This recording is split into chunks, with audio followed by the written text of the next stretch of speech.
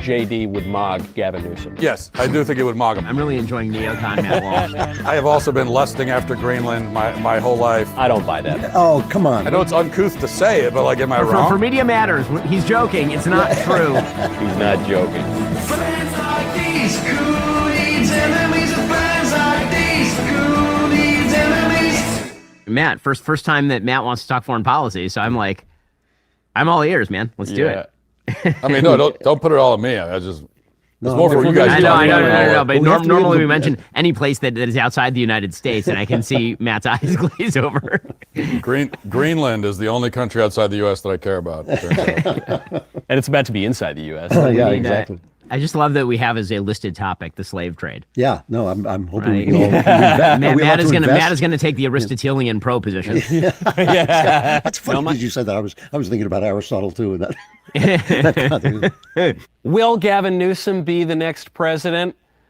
DailyWire's very own Ben Shapiro just became Paul Allen, sitting down with the Patrick Bateman of California. We will hear all of the juicy details. Then, Matt, I believe, is calling for a civil rights movement for white people as he releases his new mini documentary on the slave trade. What is a slave? No, I don't think it's called that. But anyway, he's going to be giving the history on that. And then we will be going all the way into Greenland. I don't think it's coincidental. Denmark has said that they will not sell Greenland to the United States. Then France came out and they said the French military will defend you. And then immediately Denmark said, okay, listen, we'll make a deal. So we will get into all of those things on Friendly Fire.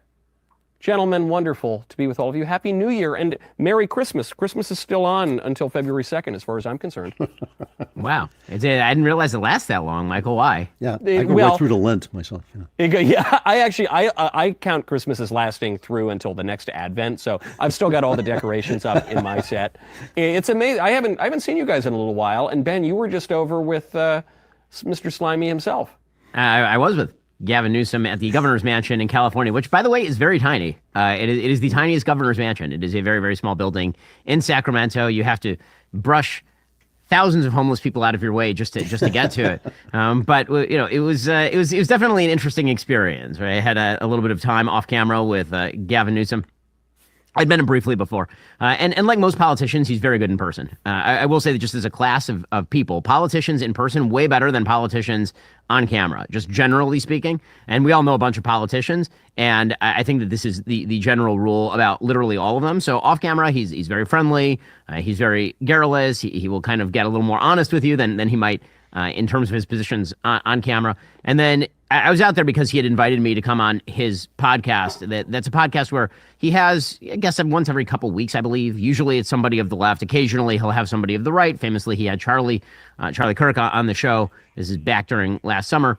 And it was about a 2-hour show. It was a little bit under 2 hours. We covered a lot of ground. Before I get to your epic sit down with him, because I want to know if he's going to be the next president. I really hope he's not. I want to get to an even more epic topic, which is, of course, the Pendragon Cycle, Rise of the Merlin, which is coming out. It's coming to DailyWire Plus. This is the latest reason that you have to subscribe. Become a DailyWire Plus member right now. This just amazing, elaborate, multi-continental journey. If only we had waited a little longer to make it, we could have shot it in Greenland. Just a beautiful, beautiful series. And, by the way, if you go check it out right now, you can go to dailywire.com/shop and get the Pendragon Cycle Rise of the Merlin board game, which is very, very cool. Depending on how long this goes, maybe we can all play it together, guys. I love board games. Send me one of those. Wow. Yeah, it's good. This is looking, I don't know, we spent some money on this. This is a nice looking board game. Anyway, go check it out right now. Become a DailyWire Plus member. January 22nd, it all happens. And then possibly in January of 2029, our whole country falls apart if Gavin Newsom becomes president. It turns out that series is the only thing more ambitious than Gavin Newsom. We have a trailer, right? Play the trailer. What was it like, Merlin, to be alone with God? Is that who you think I was alone with? There's a new power at work in the world. I've seen it. A God who sacrifices what he loves for us. I learned of Yezu the Christ, and I have become his follower. Trust in Yezu. Great light, great darkness. Such things mattered to me then. What matters to you now, Mistress of Lies? The Pendragon Cycle, Rise of the Merlin, a 7-part series. Premieres January 22nd, only on DailyWire Plus. I mean, it is as good or better anything that you will see on HBO, and you won't get the gratuitous sex and the insane nihilism. So then I'm out. Guys, I'm sorry. I know it's a can I massive say- disincentive for. Oh wow. Well, no. What? So they because they said we're going to play the Pendragon trailer, and they came in and gave me this fake sword. They said, "What is this for?" So this is a bit where I'm supposed to pull this. I don't know what I'm supposed to do with this, but they gave me the sword and said, "Well, you could do a bit where you have a sword." What's the bit? Like I have a sword. What am I supposed to do? I don't know. Looking for the lady in the lake. That'll be. Does anyone in my ear want to tell me what the bit is with the sword? Is there a thing I'm supposed to be doing with it? Just don't hurt yourself.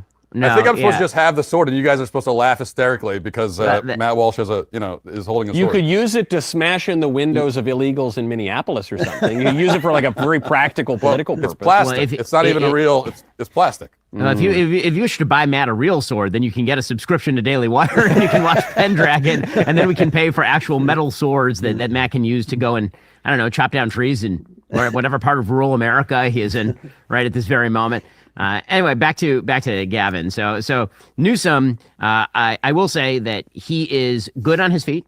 Right, he's squirrely enough that he knows his talking points well enough that if you hit him on California policy, he's able to sort of shift responsibility. His big moves, he likes to shift responsibility onto local officials for failures and then take credit for any state successes. Or he likes to make sort of grandiose claims about the robustness of California. And if you point out it is not as robust as he has said that it would be, then he'll start talking about Louisiana. So you see that sort of stuff happen a lot. So, for example, I was dinging him on California's income tax policy because it's driving business out of the state. And his immediate response was, well, yeah, but we're fairer than, say, Louisiana. And here's how that kind of went. I think we have the clip. Luckily lowering the income tax rates in the state. California has tax. I mean, there's 16 states right now. Let's talk about those 16 states. Well, why don't we talk about California? That's I'm going to that tax their low wage earners more than California taxes its high wage earners. Let's talk about those lowering those tax rates in those 16 states. Okay, so again, notice what he tends to do is he will misdirect away from the actual topic, and even when it comes to the topic of taxes, he'll misdirect, because the point I'm making is not a fairness point. It is an efficacy point, meaning you're driving every taxpayer out of your state, which is what's happened in California. He'll shift it over to Louisiana, and then he will have his online minions talk about how he owned everybody by showing that you pay a lot of tax in Louisiana as a poor person based on excise taxes and such. So that's kind of one of his squirrely strategies. There's certain places where he is less squirrely, and that's kind of what's interesting. I will say the thing that I found interesting is his overt attempt to moderate his sort of online persona. So there are a couple of points where he did this. One of them, most obviously, was on ICE. So his crazy social media account, his press office account, which has been dedicated to trolling President Trump for a while, had tweeted out that they'd engaged in ICE, had engaged in state-sponsored terrorism. And I asked him straight up about it and really pushed him on it. One was a narrative that was immediately pushed by the Trump administration and Secretary of Homeland Security Kristi Noem, that she was a domestic terrorist who was attempting to run over officers with her car and was legitimately trying, not just this officer, but multiple officers. That was the original statement. I said at the time, I thought that was untrue. And then your press office tweeted out that it was state-sponsored terrorism, which, I mean, Governor, I do have to ask you about that. Yeah. That sort of thing makes our politics worse. Yeah. I mean, it does. Yeah. I mean, our ICE officers obviously are not terrorists. Yeah. A tragic situation is not state-sponsored terrorism. Yeah, I think that's fair.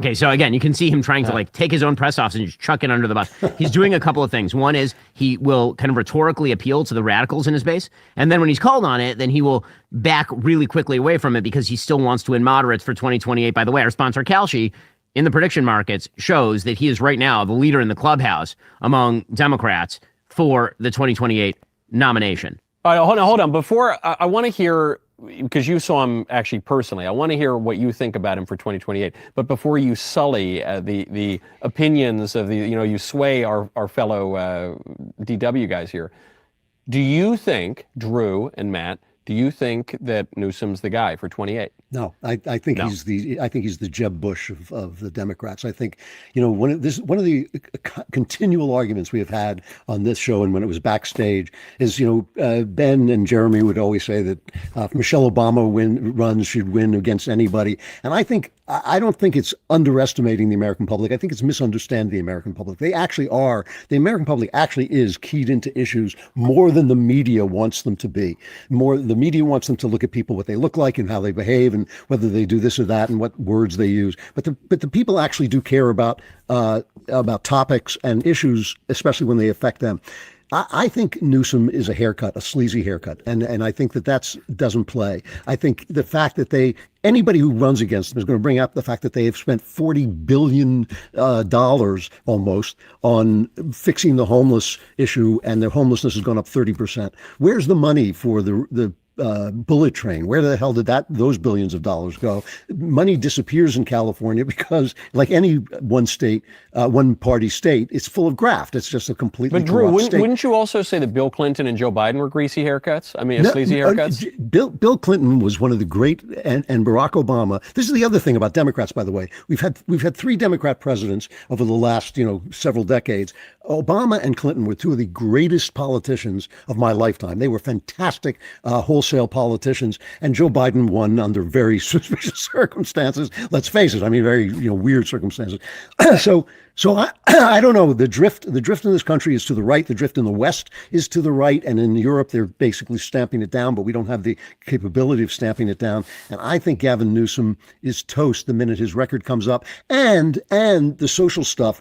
The way he handled COVID, the way he shut down John MacArthur's church and tried to, and harassed them while he was dining out at a French restaurant with his friends without a mask. I mean, the guy is he's too easy a target to really make it once the national attention is on him. And I just don't think I understand he's ahead in the polls. Anything can happen. It's way too far away to actually predict it. I'm not making a prediction, but he's just not the guy I'm looking at. It's AOC who keeps me up at night. Is the question whether he's going to win the presidency in 2028 or whether he's the Democrats guy in 2028? Even start with just the nomination. Yeah, because, among Democrats, I guess I could put this sword on. Gavin Newsom, among Democrats, has something that no other Democrat has that I'm aware of on the entire national stage, which is that he can actually talk to people. Like, he could sit down and talk to Ben. He can go on any podcast and have a conversation. And yeah, he's lying the entire time, but he's willing to do that. I mean, can you name any other Democrat at any level who could even potentially run for the presidency in 2028 who could go on, say, Joe Rogan and have a conversation for 2.5 hours? Gavin Newsom could easily do that. And again, although what he's saying is almost always false, everything he believes is wrong, and he's lying almost always, he's at least able to go do that in that environment. And he's the only not only the only Democrat in the field right now who could do that, he's the only Democrat in the last 20 years who has that kind of ability. I think so that's an argument for why, all things being equal, he has a good chance of being the nominee for the Democrats in 2028. I don't think he's going to win the presidency for a lot of the reasons that Drew just articulated. You think that J.D. Vance, assuming that J.D. is the presumptive nominee, you think J.D. would mog Gavin Newsom? Yes, I do think it would mog him. I agree. I do, but then, not that I know what mog means, but I think he would. No one does. But the problem for Gavin Newsom is that, the obvious thing for a Democrat is that he's a white male, and in a primary, would the Democrat voters be willing to say, hey, we tried a woman and she failed. We tried a black woman. She failed even worse. So now we're just going to go back to a white guy because they're the only ones who can win. I don't know that the Democrat primary voters would be willing to say that. Midget or something like that. So I'll say this. He is smoother on his feet than virtually any of the Democrats that I've talked to. And I've talked to a fair number of them. He is also, I think that there's a more than decent likelihood he's the nominee in 2028 because his chief rival is AOC. Meaning that AOC is not a black woman; she's a Hispanic woman, actually. And if you look at the Democratic voting base, particularly in the South, that is a heavily black voting base. There's no evidence that that crosses over to quote unquote the people of color category, a category that has never existed nor will ever exist in real life. And you've already seen cases in which the black vote has mobilized behind a white person to stop another white person or a Hispanic. So I would not be surprised if he's able to pull out the nomination. I will say that, again, the game that he's playing, which is a smart game, is he's usually rhetorically radical with regard to President Trump personally. And with regard to Trump, that makes you real popular inside the Democratic Party. But he's trying to moderate on a lot of the issues where he actually is most radical. Like in that interview, he suggested that he's cooperating with ICE, which I find very difficult to believe, shall we say. In that interview, he tried to pretend sort of moderation on the trans issue. His state is not moderate on that issue at all. And that brings up sort of the second question that you're raising, Michael, which is how does he do in a general election if it's J.D. Vance? So, obviously the number one question there is going to be how's the U.S. doing, right? If the economy sucks, J.D.'s got a real problem. Yeah. And I think everybody acknowledges that circumstantially that's just the reality. As far as sort of head to head as candidates, I will say that my biggest question mark for J.D. is can he grow any part of Trump's coalition? I look at Trump's coalition and I think to myself, Trump has maxed out in many ways, many parts of that coalition. What is the part that JD grows that Trump was unable to grow? Because this was a fairly narrow election. If you look, it was a couple 100,000 votes in a couple of different places and very, very high turnout because, again, people really, really love Trump in a way that, again, that's not a rip on JD. That's just a reality. But you've been saying for a while, Ben, and this is something I totally agree with, that almost all of this is going to depend on the economy, which I think is getting better. I mean, even the Wall Street Journal, which has been hysterically depressed ever since the tariff thing comes out, is admitting that the economy is actually turning around and doing pretty well. And the other thing is also, again, I don't think we talk too much, and the media likes this. They want to talk about everything as people's faces and their style and the way they talk. And I admit all that is important, but people actually do pay attention to certain things. Like, for instance, the parade of U-Hauls leaving California looks like a Howard Hawks cattle drive. I mean, people are just like deserting the state. And the state, as we all know, is paradise. If you left it alone, if you took the people out, it would be paradise. And it's just, he's ruined everything that he touches. And I just, listen, I left his state. You left his state. We all left his state. We all left his state because, again, I don't think that his state was well run. But there is one thing that I do know, and that's that you need life insurance. You do. That's just the reality. You need to start the new year with clarity and security. You need to lock in your life insurance today because, let's face it, you, and I specifically mean Andrew Klavan, might die this year. Policy Genius is an online insurance marketplace that allows you to compare quotes from some of America's top insurers side by side for free.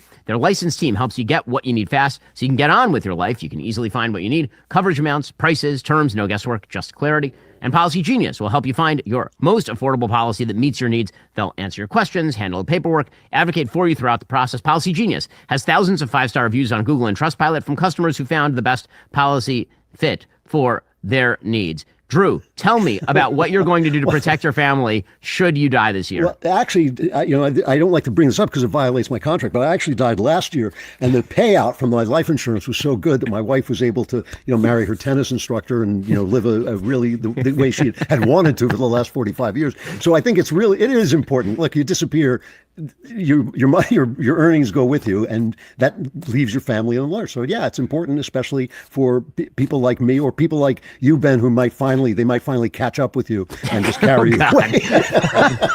Well, that's a dark thought for me this year. With Policy Genius, real users have gotten 20-year, $2 million policies for just $53 a month. Ease the way to protecting a wonderful life. Head on over to policygenius.com/fire to compare life insurance quotes from top companies. See how much you could save. That's policygenius.com/fire. So here's my question. Drew, I agree with you, obviously, about all of Gavin Newsom's policy failures. The real question to me, and I even agree with you, obviously, about the economy. It's hard to disagree with a 5.3% GDP growth in Q4, following a 4.5% GDP growth in Q3. I mean, those are really, really good numbers.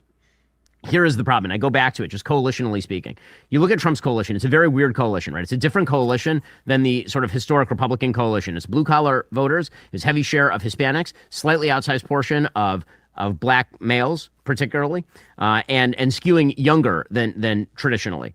It's hard for me to see exactly where JD grows any part of that coalition. He's going to win fewer Hispanics than President Trump did. Trump has a sort of weird capacity to move beyond his own person. He's kind of everybody's idea of a rich person in their various ethnic group. It's really, really funny. Like if you talk to, if you talk to my people, you talk to the Jews, he's like, oh yeah, he's like every rich Jew that I know. And then you talk to like a white Italian guy, he's like, yeah, he's like just like the rich Italian guys I know. You talk to a Syrian, he's bizarrely every person and no person at the same time. Donald Trump in a weird way. That's not true of J.D. Vance, who is a very talented politician, but clearly a politician. And so you take sort of Trump's comments about ICE, and he's not going to.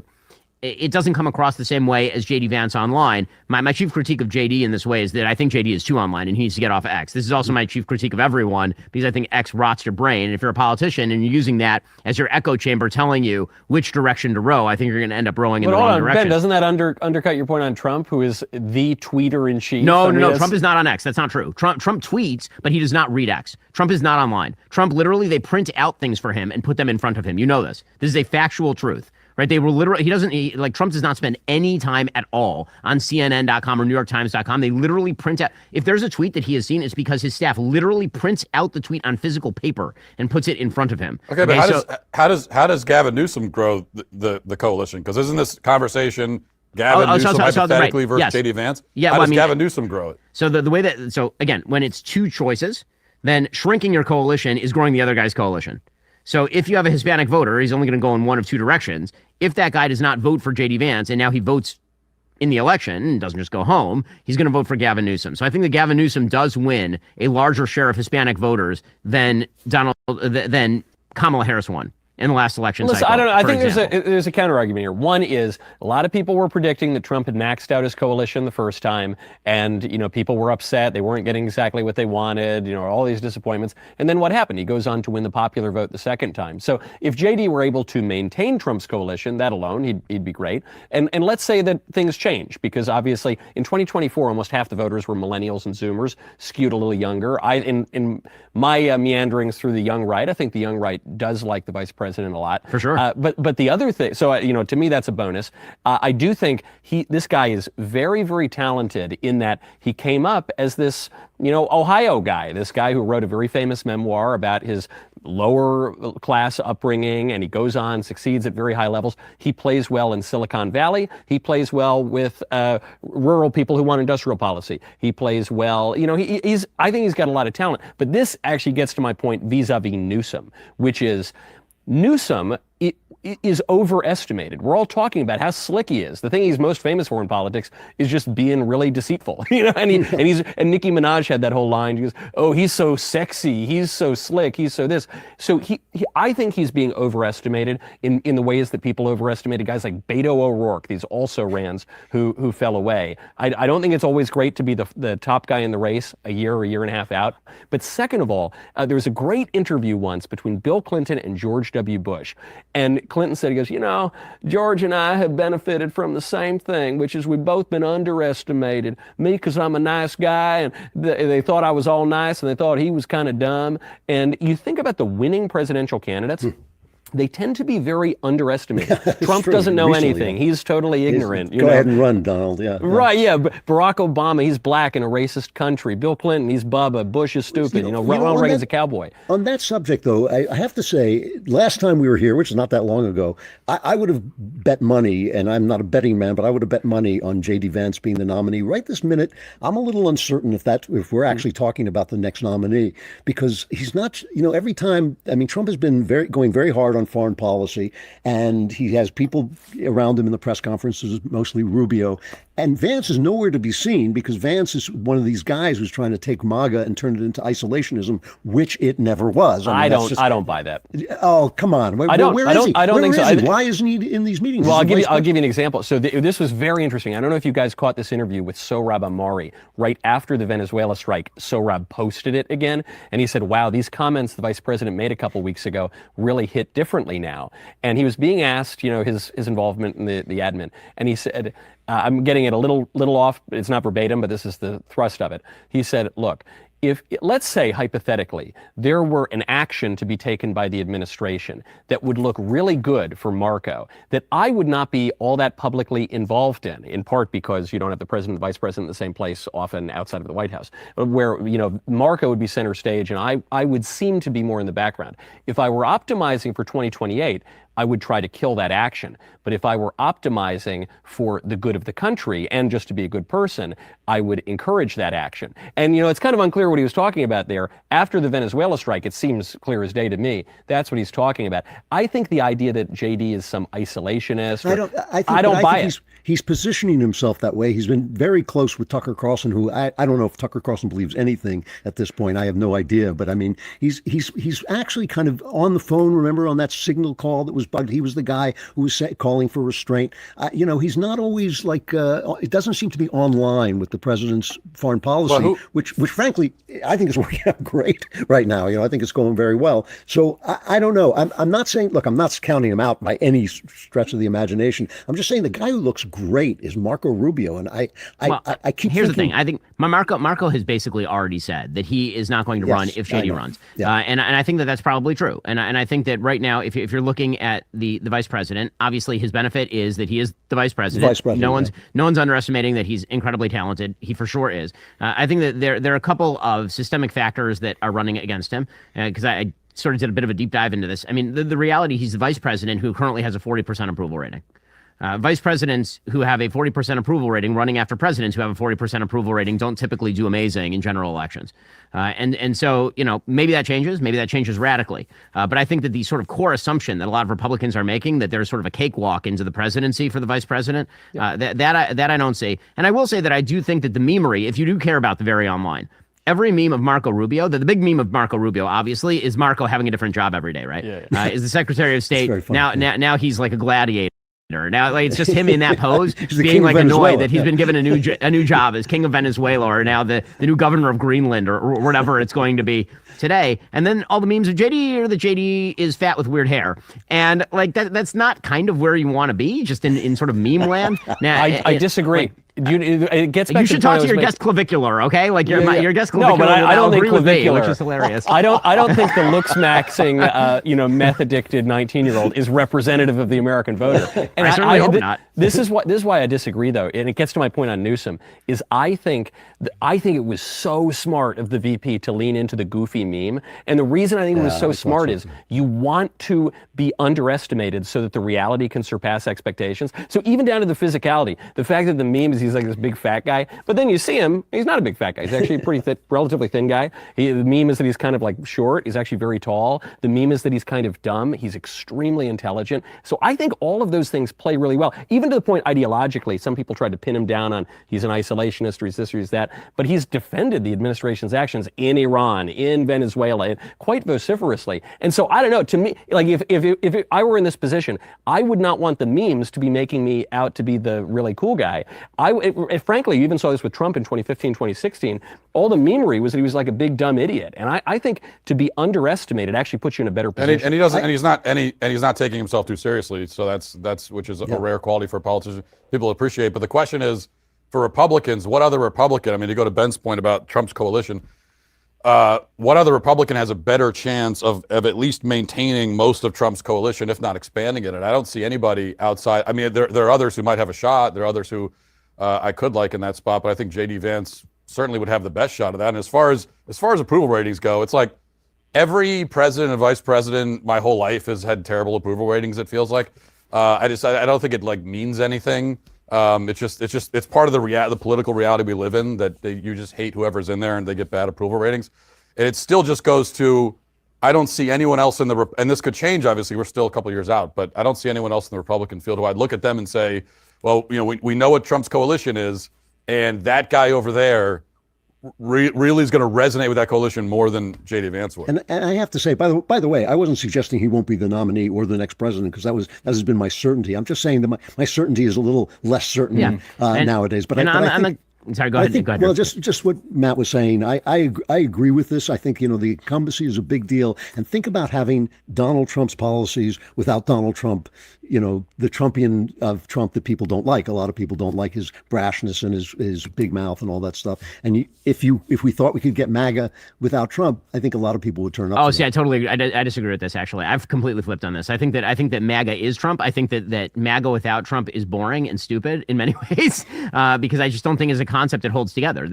Everyone keeps trying to say what is MAGA, and so you have the isolationists saying MAGA is America first, meaning America alone, and then you have people who are saying no, what MAGA really means is X. MAGA means whatever Donald Trump says MAGA means. That's the reality. And trying to take away the sizzle from the steak and then say, well, yes, but now it's very nutritious. Like that's not the thing. And if I were going to look at, here's what I've said about JD, I'll say about Rubio too. Every politician must form their own coalition. Anybody who thinks they're just going to pick up the last guy's coalition, they're wrong. It never, ever works. That's what Biden did. In weird circumstances, but Biden did that, didn't he? But in what way did Biden do that? He was just running on Obama's third term, basically, in strange circumstances. The 2020 election, as I think we will all acknowledge, those of us who think that he won and those who bizarrely think that he lost,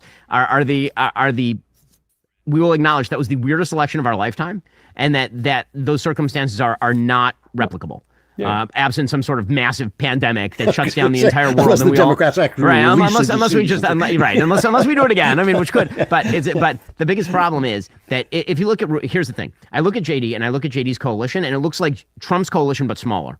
I look at Rubio's coalition, and if I were going to build a coalition as a Marco Rubio, it would not actually be Trump's coalition. It would be Rubio's coalition, meaning more college-educated white people, more Hispanics, fewer blue-collar white voters, right? I mean, that's actually what his coalition would look like. Probably more women, right? Like his coalition just looks different. And when we dismiss that kind of thing, it ignores the fact that that's actually what Trump did. He didn't just replicate George W. Bush's coalition. He built an entirely new coalition where he went to low-propensity voters who weren't voting and got them in his camp. My guess is somebody like Marco Rubio drops some low-propensity voters and maybe convinces some more higher-propensity voters who voted for Mitt Romney but not for Donald Trump to come back. Now, again, I'm not saying that means that Rubio wins or that JD loses. I'm just saying that when I look at JD Vance, I cannot see how, if Donald Trump got 77 million votes in the last election cycle, how JD Vance gets to 79 million votes in the next election cycle. Very difficult for me to see that. And that's a problem for Republicans. That's not a question just for JD. That's a problem for Republicans. They should keep that in mind. So when I'm saying Gavin could be the next president, I'm not talking about Gavin because he's so intellectually superior and such an amazing candidate. I'm saying we have now had a series of binary elections in which everyone was kind of squirrely about all the candidates. Then we came down to the final two, and there were a couple of core bases who were like, yeah, I love it. And then a huge swath of the middle was like, man, this kind of sucks. And if you look at the Gallup poll right now, more than 45% of Americans are now identifying as politically independent. Not because they actually are, but because they don't want to be identified as either member of either party. Right. That's right. Yeah. But see, this is the thing. I mean, as you pointed out, Ben, Trump's policies, eliminate Trump. His policies are fairly middle of the road. I mean, I think some things he's more right and some things he's more left. But he's not. He's not a radical in any shape or form. It's just that our politics has been so radicalized that he sometimes looks like it. And I can't help feeling that you could pick up the Trump MAGA and present it in a somewhat more statesman-like way. And I always feel that what the people are asking for is normalcy. They're asking to kind of get back to the way we're supposed to be. And I could see Vance selling that really easily. I don't see why he can't do that. The other issue, I see your point, Ben, that I agree with it, that MAGA is what Trump says it is. Yeah. But I think where I disagree is, I think that Trump actually has a pretty coherent policy vision, though it's often called incoherent or capricious. And you see this especially with foreign policy. Like, what does America first mean? I was just debating some guys on this the other day on Piers Morgan's show. And there's some people who insist America first means conservative or libertarian isolationism. I don't think that's what Trump ever meant. Some people that say the alternative is a liberal internationalism, whether we're talking about, I don't know, like George W. Bush or something, spread liberalism and democracy overseas. I think Trump's is this third option, which is a conservative imperialism. I think he's been consistent about it. He ran in the first term on destroying ISIS. That obviously doesn't mean you're just going to only focus within your borders. But when he does intervene, it seems to be in this way that's a little bit more restrained. We're going to have these real tactical, in and out kind of hits in the Middle East, and then we're going to focus a little more in the Western Hemisphere. But in the Western Hemisphere, that's going to have cascading effects that do affect Iran, Russia, China. And so to me, that it's a third option option that is kind of coherent and that therefore could be replicated by whoever succeeds him. He's also always thinking about China. He's always setting us up to fight the Cold War with China. I mean, everything he does. When you look at Venezuela, the Chinese ran for their lives.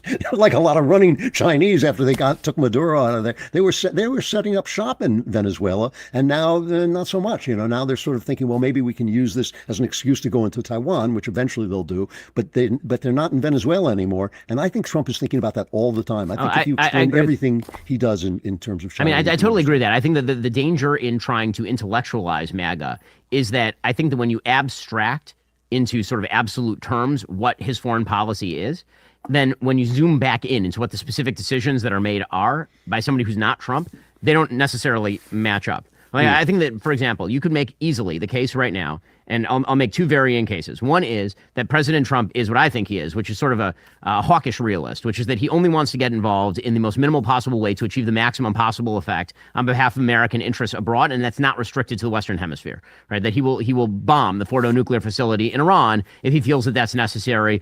Maybe he'll go ahead and he'll take a military action in Iran if he believes it'll be necessary right now, but only if it achieves his desired effect. He's not going to just do something like fire a missile at a camel and hit him in the ass, sort of for show, right? Like, so that's sort of one version. And then there's an equally coherent version that I find really off-putting and I think would be wrong in policy, which is this sort of multipolar hemispherism, right? This idea that what Trump's actually trying to do is create a Western hemisphere free of foreign intervention, but he's totally fine with Russia dominating both the Near East and Eastern Europe and maybe a little bit Western Europe, and he's fine with China dominating Taiwan and the Far East, right? That vision has actually been put forward by people who consider themselves in sort of the MAGA camp. And because Trump is not, I would say, rhetorically coherent in the way that he approaches these issues, even though I think you can read the policy line in the ways that I've presented. And I think the first one is much more accurate than the second. I think that's why you're seeing concerns about, when people say, well, what is MAGA?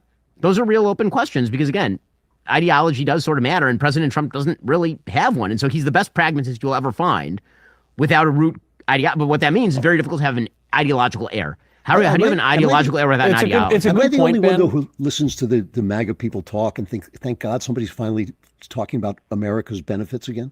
Like, am I the only person who hears that? Like, these guys come out and they say, we want this to be good for America because that's who we work for. I think it was Rubio who said that. And I thought, thank you.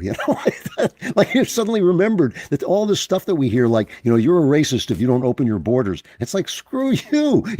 This is my country. I want to defend my country. It's a multi-ethnic country. It's got everybody here. I don't want to let in foreigners. That doesn't make me a racist. And I think this is the first time I don't hear us being accused of anything. They remember that we actually pay their salaries. Yeah, there's something kind of funny about when Trump goes in and he says, we're going to Venezuela for the oil, which is not even exactly true. I mean, like, we would be justified in part, but it actually does have a lot more to it and a lot more principle and everything. And Ben, I think you make a great point, which is you can't quite tell exactly what this is, or you could read in two things, because there is a retrenchment that's going on. There's no question about that. That's what the assertion of the Don Road Doctrine is about. That's what Greenland is about. And the question is the retrenchment a way that we can make sure that we're strong, we're not spread too thin, so that we can preserve American strength around the world? Or is the retrenchment this kind of surrender that says we just don't want to be involved anywhere else? And I agree it's kind of ambiguous right now, but I just don't see any real American politician on the right running to say, I want to make America weaker. That's the opposite of what MAGA literally. Well, then you'd have to become a Democrat. That's right. That's their actual platform. I mean, hey, right. Gavin Newsom just tweeted something out about me that's hilarious. Okay. Really?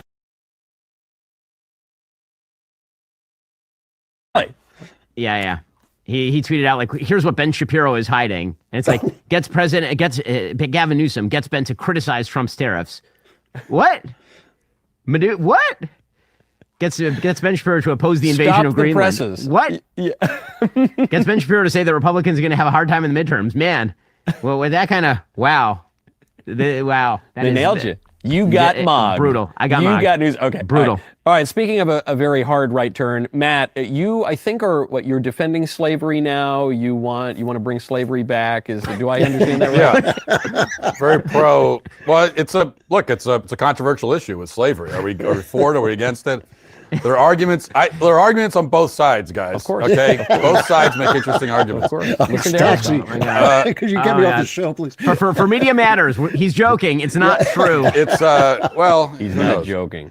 But, sorry. Go on. So I've got this little this not little. We have a series coming out starting on Monday, Real History, and they're shorter documentaries on various topics, historical topics that have so often been lied about, misrepresented, and these are generally going to be topics that are talked about a lot. I mean, people talk about slavery all the time, but I think the average American doesn't understands the topic very little because schools lie about it, media misrepresents it, Hollywood, and there are all kinds of realities around these topics that are never talked about at all.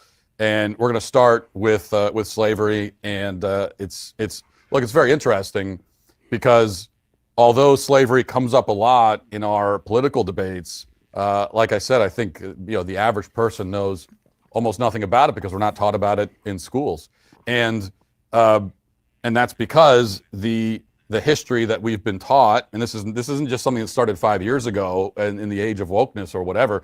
This is something that goes back generations. I mean, I can remember being in public school, 30 plus years ago, and it was the same thing. And that's because the education about American history that we get in the mainstream is designed to make us hate ourselves, hate this country, and feel guilty about it. And that starts with slavery. So in the series, we're going to begin with a look at a global look at slavery. Slavery existed as an institution across the entire world for thousands of years. If it's possible to carry the guilt of slavery in your blood somehow, as we're told white Americans do, if that's possible, then every single person who exists on the planet carries that guilt because slavery existed everywhere on the planet. And then we kind of narrow it in to slavery in America, because even if everybody will acknowledge that, of course, slavery existed everywhere, then they move to, but slavery here was more brutal and it was worse. And that is also not true. And we get into some of the facts about, where did these slaves come from? Well, they came from Africa. How did the slave traders, the European and American slave traders, get their hands on those slaves to begin with? Well, it turns out that there were entire African empires who, this is what they did. I mean, this is how they became empires, is that they enslaved other African tribes and sold them. And not only that, but if you were captured by one of these African tribes to be sold as a slave, the best case scenario for you is that you'd be put on a ship and shipped specifically to North America. That would be the best case scenario. These are basic facts that I think most people don't know. As you mentioned, or as you maybe intended to mention, this is coming out once a month on DailyWire Plus. It's awesome. Obviously, we all agree with all of that. Can I just sound like a little bit of a lib, though, for a second? This is one of my most lib opinions, but it's correct. When they talk about the legacy of slavery and the enduring, challenges that come because their great-great-great-great-great-great-great-grandpa was brought on a slave ship, I don't think they're totally wrong. I don't think that comes from, in the sense that, right. Look, I'm smoking a Mayflower cigar, a brand new blend that's extremely exquisite that I'm not yet going to debut for you all. But I love the fact that a very small number of my ancestors came here on the Mayflower. That makes me feel good about the country. It makes me view the country in a certain way, makes me feel a kind of pride and ownership in the country. If my ancestors had come on a slave ship, even if I were rich, I were a rapper, I had, gold teeth and everything, and I was materially really well off, I would view the country differently. I would have a different relationship to it. And I think as conservatives, we say that heritage matters and tradition matters and all that. All I'm saying is, I kind of get it. And if I were a black guy in America, that would color my view. Well, you get I think what, that's though? true. I think what that's do you true. get? And I also think it's important. Matt, I completely agree with the history you're saying. I know that history, and you're absolutely right about it. But I also think it's important, while we're saying this, that we should put out the idea that slavery is bad. We think it was bad there, it's bad here. We're against it. I think this is the Daily Wire. For yourself. I think an official Daily Wire. Our co-founder is a Jew. Let's take the Moses idea here, like let the people go. I always, you read Aristotle, and he says, well, some people are born slaves. You just want to slap him. And I just like, Aristotle, stop that. It's bad. Aristotle means different things by that. Yes, but people should not own other people. And I just think that, of course it's true that, it actually is true.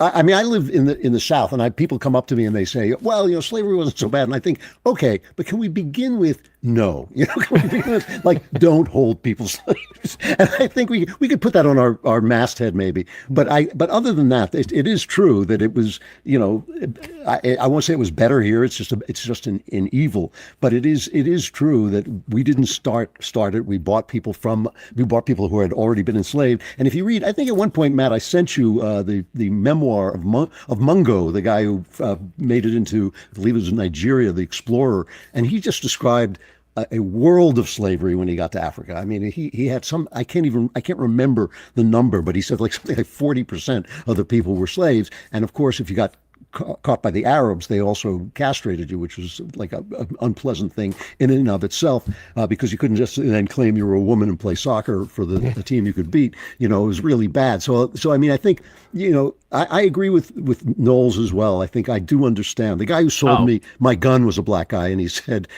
believe me, I believe in gun rights, because if I had gun rights, I wouldn't be here. So I actually disagree with Knowles on this, and I'm with Walsh, I think, on the question of, this kind of generational, I would feel differently about things. I think that the history of Black Americans is one of the most glorious things, meaning like moving from slavery to freedom, moving from, abject slavery to participating in the building of the greatest country in the history of the world and becoming leaders in a wide variety of fields in that space is an amazing history. And the idea that you should carry with you some sort of generational stigma or shame, or that you should feel internally as though that is like, obviously, the history has consequences, and you feel those consequences over the course of time. But I'm not willing to sort of grant the premise that a history of slavery is so deep that it ought to make you think that today's America is the problem. This is also the America that fought a civil war to abolish slavery. This is also the America that did the civil rights movement. This is also Ben. That's not what Knowles was saying, though. Yeah, Can I say one thing here? Yes. So, actually, two things. First of all, to Drew's point that slavery is bad, that's debatable. No, it's slavery. Walsh's job is just to give me a heart attack. Yeah, this is great. Hold on a second. No, obviously slavery is bad, but I do think that assessing that there's an important point in bringing up that it was a global institution, which is that it was bad. But when you're assessing the individual moral guilt of people who were involved in slavery, say 500 years ago or 600 years ago, their individual moral guilt is severely mitigated because it was a global institution. And at this time in history, they just didn't have concepts like universal human equality, just simply did not exist for the majority of human history. And that means that slavery was bad, but it also means that to kind of look at it through a modern lens and assess the kind of moral guilt on those people that we would on a slave owner today is incoherent. But secondly, to the Black Americans today, I agree that the fact that if this is actually your heritage, of course, there's plenty of Black Americans who came here afterwards, and so that's not their heritage. But if like that is all your of heritage, Minnesota, you mean? Right. You mean like exactly? Yes, like Somalia. So if that is your heritage, then that's relevant. It's like your heritage is very relevant, of course. But what is incoherent is to be mad about it. To be mad today that slavery, that your ancestors were enslaved, is completely incoherent. Not only because it happened a long time ago. I mean, there is that. It happened a long time ago. It didn't happen to you. So to be mad about a thing that didn't happen to you doesn't make a lot of sense. But also, there's the other part of this, which nobody really wants to say. And every time I say it, I get in a lot of trouble. But I'll say it again, which is that, okay, let's just be real about it. If you're a Black person in America today and your ancestors were enslaved, you are better off today because of that than you likely would be if your ancestors had not been enslaved. That's the reality. If your ancestors had not been enslaved, then guess what? Either you would not exist, most likely, or if you do exist, you'd exist in Africa. And it is better to be in America than to be in Africa. That is not an argument that slavery is okay. I'm not making an end justify the means argument. I'm only saying that to be mad about a thing that ultimately has actually benefited you today makes no sense. What would you prefer No, that this you is are in wrong, Africa Matt. right Come now, on. or that you Oh, yeah, don't no, I exist? actually disagree with that. Yeah, Oh, Knowles is right. Knowles is actually, I mean, look, Knowles has actually said something that makes sense and is almost profound, which I think we should all stop for a minute and just understand that a miracle is taking place in front of us. I finally did it. I know. I mean, it doesn't matter whether it's rational or not. And Ben, I completely agree that even though you have these feelings, you should be able to overcome them and understand that you've been given the gift of being born in America, and that's a beautiful thing. And I agree with that. But heritage does matter, and it does infuse you with a certain feeling. And you hear the name of the famous black comedian who went up against the trans people, Chappelle. I'll hear him say, like, it was really the black people who freed themselves. And you think, like, no, it wasn't. It was white soldiers fighting. It was people from, Maine and Vermont coming down and fighting for liberation. It was not black people who freed themselves. There's a sense of shame that goes with this. There's a sense of shame. When I was growing up, I think Jews had a sense of shame that stemmed out of the Holocaust. Why didn't you fight back? Why didn't you stop them? Which is obviously a complete false understanding of what happened in that country and what it was like to live through it. But people feel these things, and they affect the way you see the place that you're living in. And I think that's basically what Knowles is saying. And feelings, I hate to break this to you, Ben, but feelings matter. The way people feel affects their lives. And so when you see things like, when you hear the word pride, you immediately know you're dealing with shame. When you hear black pride, gay pride, you immediately know somebody feels ashamed. And I think that you can't make it go away the way the left wants to make it go away, by proclaiming that you're proud. Okay, am I wrong? Am I wrong about what I just said, though? Am I wrong? No, you're not wrong. That I have had black people say to me, say to me, slavery was bad, but I'm glad I'm here. I have had black people say that to me, and I understand it. But still, the history counts, and I think we can have some kind of compassion for that and understanding for it. I mean, on a practical level, obviously, Matt, your history is all contingent, right? It's a bunch of if-then statements. So if X had not happened, then Y would not happen. But that doesn't mean that you have to be super happy that X happened. In and of itself. So that of course. I'm not saying you should be happy. No, I'm not saying you should be. I know you're not. Yeah, I'm not not justifying it or saying you should be happy about it. What I'm saying is that to now in your life today to be angry about it, it doesn't make any sense, because if the thing hadn't happened, then you would not exist, or you would exist probably in a worse situation than you do today. I mean, so I think that what we need is more specificity. Actually, what is it that you're angry about? That a bad thing happened in history, or at the concept that may still be walking around of, say, black inferiority, right? That there's still some people who think that, and that's what leads to slavery, and so that's what you're actually angry at. That's justifiable. You're right in the sense that, like, anything that happened historically, you can be angry at if you had been there, would you have been happy? No, you would have been very angry. You'd have been upset, right? And I think we all agree with that, but I think we should be more specific about what it is we mean when we say angry at that. What is we're angry at? I guess one way to think about it is just because we're conservatives, we're not libs, ideologues who think that,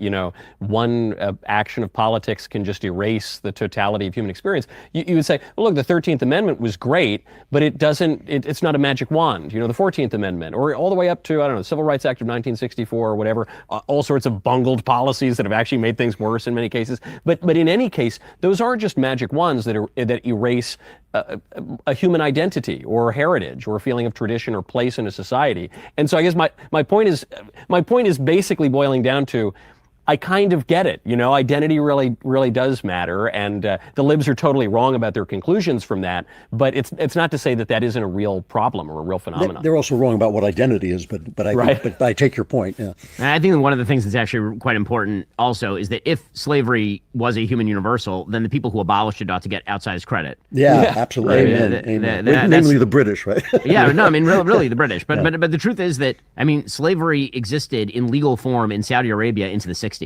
And there is still slavery that is happening on a pretty wide scale, particularly in the Middle East today. And very often it's people who are being brought there as wage laborers, and then they're being their passports are taken away. They're being held there. They can't get out. I mean, that sort of stuff is happening like right now on the ground in a lot of places on Earth. So, the stuff that we take for granted is not easily taken for granted. Yeah. Well, it's controversial stuff, and you can only make controversial stuff if you have subscribers like ours, which is why you should head on over to DailyWire.com and go check out Matt's brand new series, where he will be offending, I assume, a wide variety of people over the course of the next year with actual historical takes. So that's exciting stuff. Speaking of taking stuff, are we going to take Greenland? Should we take Greenland? This is, by my count, the first foreign policy intervention in American history, at least since the Louisiana Purchase, that Matt supports. Matt, you are pro just F-35, like Don Rumsfeld flying over Nuke and taking the ice? I mean, I am. I want Greenland. I have also been lusting after Greenland my whole life, and we just need to go take it. Look, I am often labeled an isolationist, and depending on how you define that, maybe I fit the bill. But my actual very simple foreign policy view has always been, I've said forever, is I'm in favor of anything that America does that actually advance the interests of Americans. And I think that very often we do things, especially in faraway places, that supposedly are to advance the interests of Americans, but actually aren't doing that and aren't really intended to do that. But if that's the goal, is to help Americans, make America's life, make the lives of Americans better, then at least it's potentially in the realm of something that I would support.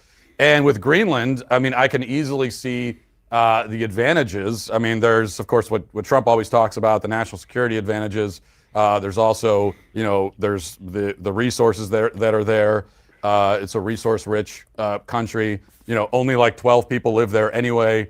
They're not making use of it. I will say that, I think there are actually militarily invading Greenland probably wouldn't be necessary, first of all. I mean, you just send in one team of Navy SEALs, you topple the whole country in about 12 minutes. Just one. Send in a SEAL. You can send one a SEAL. One like actual SEAL, yeah. Yeah, one actual SEAL. So that, but doing that, I think it wouldn't come to that. That's a different conversation. Maybe they could work something else out. I will just say, though, that it's interesting to me when people today get so offended by the very notion that we would try to acquire land, that we would try to grow sort of the empire, and in particular that we would try to do it by force. It's interesting when people are so offended by that, because how do you think America right now, as it's currently constituted, came to be? America became what it is today, the continental United States plus Hawaii and Alaska. That happened through purchasing land, in some cases, going to war, taking it by force, displacing people, kicking them out, and taking the land for ourselves. That is how this country came to be. We conquered this land, and we did it because we believed that, manifest destiny is what God wanted us to do. We knew that, the American empire should reign, and we had leaders who were looking out for the interests of our people. And that's how the entire world has taken the shape that it's taken. This is the way that it goes. So that doesn't mean that I'm going to support any effort to just go and conquer land, but it does mean that I'm not going to automatically rule it out, because that's the only way that America exists in the first place. So it's worth talking about. I don't know what I'm going to do. I'm really enjoying neocon Matt Walsh. This is like my favorite version of Matt Walsh. This is really exciting. It's not neocon. I know. I'm joking, Matt. I would never call you a neocon. I know. You're I know. a of all the things to call me, I'm looking forward to war with Globalist Denmark. shill. I think that's going to be Matt exciting. Walsh. They got him. They finally got him. They got Walsh. They got Call me to George him. Bush. Matt makes an interesting point, though, which is like, we're supposed to be growing and strong, and it occurs to me, the last time we seriously added territory was 1959, which coincidentally is the last time we were like really strong and growing. It seems like since the 60s, everything's been kind of going downhill. And, if we did acquire Greenland in a serious way, that would expand the size of the United States by 22%. That would be, not in terms of people, obviously, but in terms of land, that would be a huge And just think acquisition. of the shrimp, the amount of shrimp we'd have. The delicious shrimp would be. There is a real question, though. Yeah, Does this violate, the NATO treaties, I the hate spirit, to say or this, international law? But I believe, I don't like to say this out loud because I know it's going to blow back on me, but I believe that empire is a phase in the life of great nations, and I don't think you can help it. And I think it's coming our way. I'm sort of hoping I'll be gone, so you guys have to deal with it. But still, I think ultimately that there's just an amoral truth about the fact that you grow or you die. And I think, war with Denmark is going to be so much fun. And, I love the foreign minister of Denmark. He looks like a lawn troll, and he's very civil. He's Smoking cigs at the White House. He's such a civilized little guy. And he says, I agree with Trump in many ways that this, but we can talk it out. And I think, let's just invade. Come on, let's go. Oh my God. Okay, so as the apparently Abraham Lincoln to all of your imperialist ambitions to grab Texas and open it to slavery, apparently. Like I am not in favor of the invasion of Greenland. I think it's great that you have to say it though. Media Matters. Ben Shapiro. I am not in favor of the invasion of Greenland. Listen, I'm fine with cutting whatever contract we want to cut with Greenland. If we can pressure them into selling the thing, that's fine. If we want to grab their mineral rights, that's cool too. But I'm wondering. I do love the fact that really all this has come down to is that Donald Trump really wants to rename that place Trumpland and just increase the map and be like, this is the thing that I got, because that's clearly what this is, right? We have a military treaty with Denmark. We can build whatever the hell we want there. Like right now, if we just decided to put 20,000 troops in Greenland without invading, we could just build a base and put our troops there. We literally can do that under current treaty. So this idea that the Chinese are about to grab Greenland, the Russians are about to wade ashore in Nuuk, and they're going to start shooting all the dogs from their dog sleds. I was hoping now that Trump took the Venezuela lady's Nobel Prize. I was hoping that maybe he'd calm down. Oh my God, I can't even with that. That one also I can't even. Oh my gosh, the taking of the Nobel Prize is so are you kidding me? What are we doing now? You know what it feels like to take the Nobel Prize? You know how on eBay there'll be some guy who won an Oscar and then he goes bankrupt and then he sells his Oscar, and so you're sitting there and you've got Marlon Brando's second Oscar just on your mantle. What do you do if you're Trump? You just walk around here's Maria Machado's I like the idea that she insisted the White House, that she insisted he takes. She's like this little piece of girl, It's like, I insist you take my Nobel Prize. All right. I'm sure. And oh my gosh, it's so good. And obviously when we build the greenhouse in Greenland, then President Trump will obviously put the Nobel Prize in the greenhouse in Greenland. Well, I think it's a good, even if you disagree with going in and conquering Greenland and making them our slaves. Because that's another part of this we haven't talked about. There are residents there. Absolutely up to but even if you disagree with that, the fact that Trump has the desire at all to expand in this way that's what presidents. I like that. I mean that's what our leaders should want to do. I mean, like you said, 1959, right, was the last time when it felt like we were a country. Well, I would say it's actually 1969. To me, 1969 was the last time when it felt like America was reaching for something, and that's when we landed on the moon, of course, and we actually did land on the moon, first of all. But I think there's also this kind of, and I know it's not the most compelling foreign policy argument, but there's this kind of this spiritual truth, which is that if you're a great country, then you should be trying to expand, trying to reach for something, explore, go to unknown places. I mean, this is when America has been great. We talk about Make America Great Again. Well, when America has been truly great, it's when it was driven by that desire, by manifest destiny. And then it's kind of like, well, we expanded, we took over, the continental United States, and we had Hawaii and Alaska, and then we said, well, where is there left to go? Well, then we started going up, and we're not really doing that as much anymore. At least that's now kind of in the private sector with Elon Musk. And so Trump is the first leader in a while who says, no, let's continue to try to expand and grow this empire.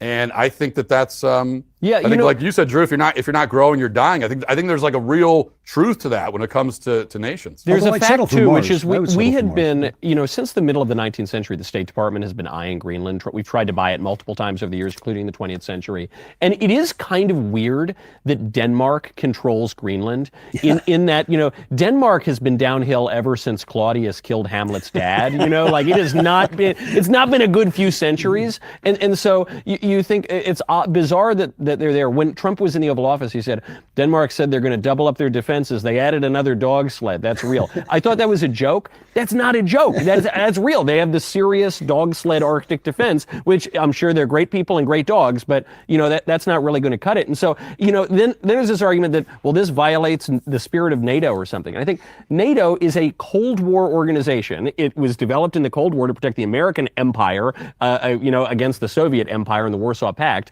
And it doesn't mean exactly the same thing after the fall of the Berlin Wall. And yeah, to your really to all of your points. Well, no, not as much to Ben's, because he doesn't want us to just gobble up the whole world. But to Matt and Drew's point, we're great. We grow, we become empires, that's what we do. And you just look at the map and you say, this is kind of weird, especially with a more aggressive China and Russia, whether or not they're actually going to land and put up a P.F. Chang's and nuke. Like, the fact that they're a little more on the move now means that, yeah, I think we need to get a little more serious, guys. And, Denmark, I think you're going to get on board. And I do think they're going to get on board. By the way, Kalshi says, according to our sponsors, Kalshi, 42% shot, or 42% of the people who are betting on it say that we're going to take Greenland. So, we're going to find out. And if that's, you might be able to tell. We'll see if there's like an insider spike right before Trump declares that we've taken Greenland. So, honestly, my main objection to taking Greenland is just, it's not even truly ideological. It's more like, why is this a priority? Like, Trump is like, we must deter Russia. We must deter Russia from going after Greenland. Like, what's a really great way to deter Russia? To fight it, to have the Ukrainians fight them. Like, there's like engaged in a gigantic ass land war in the middle of Eastern Europe, and it's like, no, they're not taking Greenland.